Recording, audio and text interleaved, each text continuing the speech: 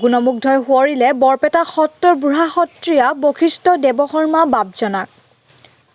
বৰপেটা সত্ৰৰ বুঢ়া সত্ৰীয়া শ্ৰীমন্ত শংকৰদেৱ বঁটাপ্ৰাপক সত্ৰৰত্ন গুৰু দুজনাৰ একান্ত সেৱক তথা সত্ৰীয়া সংস্কৃতিৰ সাধক বশিষ্ঠ দেৱ শৰ্মাৰ বৈকুণ্ঠ প্ৰয়াণৰ এবছৰ হ'ল।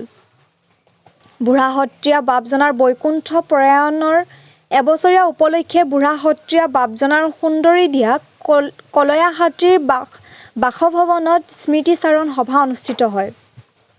বৰপেটা সত্ৰৰ ডেকা সত্ৰীয়া গৌতম পাঠক বাপজনাই বশিষ্ঠ দেৱশৰ্মাৰ প্ৰতিচ্ছবিৰ সন্মুখত বন্তি প্ৰজ্বলন আৰু শ্ৰদ্ধাঞ্জলি জ্ঞাপনেৰে স্মৃতিচাৰণ সভাখন শুভাৰম্ভ কৰে।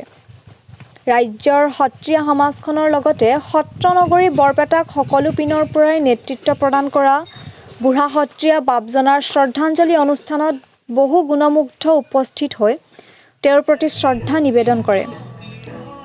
এবছৰীয়া মৃত্যুতিথিৰ অনুষ্ঠানত অংশ লৈ ৰাজ্যৰ বিশিষ্ট সংগীতজ্ঞ তৰালী শৰ্মাই বিশিষ্ট দেৱশৰ্মাৰ মৃত্যুৱে সৃষ্টি কৰা শূন্যতাৰ কথা প্ৰকাশ কৰে। বশিষ্ঠ দেৱশৰ্মাৰ দৰে ব্যক্তিসকলৰ মৃত্যু উদযাপন কৰিব লাগে বুলিও মন্তব্য কৰে তৰালী শৰ্মাই। আনহাতে বাপজনাৰ পুত্ৰ ভাস্কৰ শাণ্ডিল্যই কৃষ্ণময় জীৱনৰ মৃত্যু নাই বুলি মন্তব্য কৰি ৰাইজৰ মাজতে পিতৃক বিচাৰি পোৱা বুলি প্ৰকাশ কৰে। স্মৃতিচাৰণ সভাখনত তৰালী শৰ্মা আৰু ভাস্কৰ শাণ্ডিল্যই ঘোষা আৰু বশিষ্ঠ দেৱশৰ্মাৰ নাতিনীজনীয়ে বৰগীত পৰিৱেশন কৰে। আনহাতেদি বশিষ্ঠ দেৱশৰ্মাৰ পুত্ৰ ভাস্কৰ শাণ্ডিল্যই পিতৃ স্মৰণৰ উদ্দেশ্যে প্ৰস্তুত কৰা এটা গীত আজি আনুষ্ঠানিকভাৱে মুকলি কৰা হয়। বৰপেটাৰ পৰা গীতাঞ্জলি শৰ্মাৰ ৰিপৰ্ট, নি নিউজ।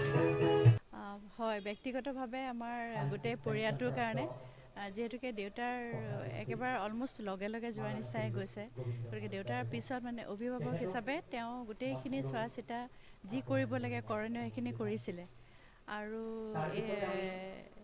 মানে আজি এবছৰে এইটো ব্যক্তিগত এটা যিকোনো কথা এটা সুধিবলৈ গানৰ সংগীতৰে হওক সত্ৰীয়া কলা কৃষ্টিৰে হওক সেইটো ব্যক্তিগতভাৱে আমাৰতো আছেই, কিন্তু সামাজিকভাৱে তেওঁৰ যিটো ফিলচফি সেই কথাখিনি বহুত কথা শিকাই থৈ গ'ল, বহুত কথা হয়তো আমাৰ ল'বও থাকি গ'ল, গতিকে এইটো বিৰাট ক্ষতি আৰু বৰপেটাত আহিলে প্ৰায় অনুভৱ কৰোঁ তেওঁৰ মানে বিশেষভাৱে বৰপেটাত আহিলে সেই শূন্যতাটো বৰ বেছিকৈ অনুভৱ কৰা যায়, বিশেষকৈ কীৰ্তন ঘৰত গ'লে।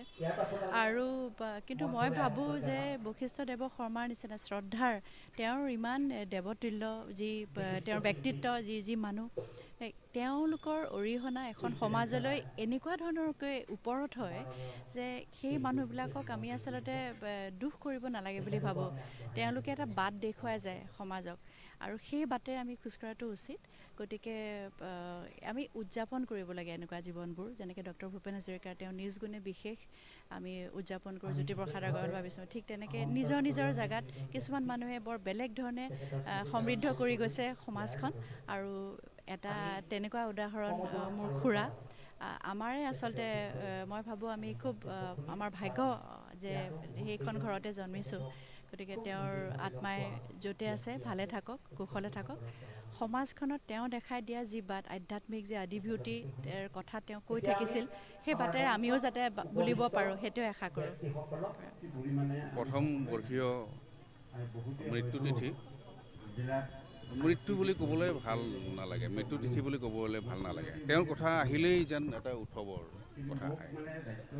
গতিকে আজি প্ৰথম বাৰ্ষিকী তিৰোভাৱ তিথি উপলক্ষে আজি ঘৰতে আমাৰ দিনজোৰা এটা মাংগলিক কাৰ্য, এতিয়া আমাৰ তেখেতৰ স্মৃতিচাৰণ অনুষ্ঠান চলি আছে। কথা হ'ল কি, মই এইখিনি কথাই ক'ম যে কৃষ্ণময় জীৱনৰ মৃত্যু নহয়, কেতিয়াও কৃষ্ণময় জীৱনৰ মৃত্যু নহয়। কেনেকৈ পাম?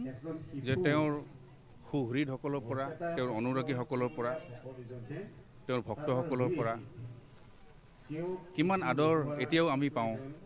গতিকে এই ৰাইজৰ মাজতে আমি পিতৃক বিচাৰি পাওঁ। কথা সেইটো, ৰাইজে মোক ভাবিবলৈ দিয়া নাই যে মোৰ পিতৃ আমাৰ ওচৰত নাই।